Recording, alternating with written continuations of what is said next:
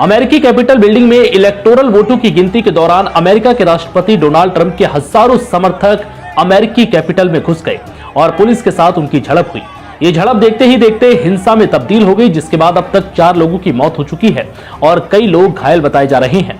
ये हिंसा उस वक्त शुरू हुई जब जो बाइडेन की जीत को प्रमाणित करने के लिए सांसद संसद के संयुक्त सत्र के लिए कैपिटल के भीतर बैठे थे।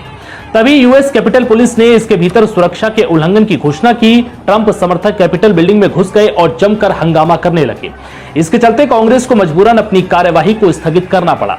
कैपिटल के बाहर पुलिस और समर्थकों के बीच जमकर झड़प हुई। इस घटना के बाद नए राष्ट्रपति के रूप में जो बाइडेन के नाम पर मुहर लगाने की संवैधानिक प्रक्रिया बाधित हो गई है। वॉशिंगटन डीसी के मेयर ने राजधानी में कर्फ्यू की घोषणा की है। वहीं अपने भाषण में चुनावी धांधली का आरोप लगाने वाले ट्रंप ने हिंसा भड़कने के बाद अपने समर्थकों से शांतिपूर्ण तरीके से रहने को कहा है।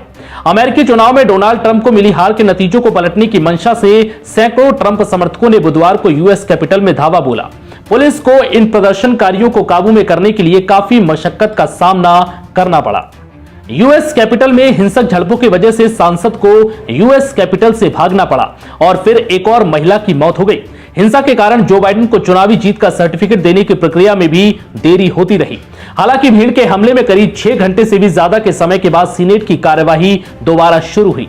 वहीं नवनिर्वाचित राष्ट्रपति जो बाइडेन ने इस हिंसा को राजद्रोह बताया है।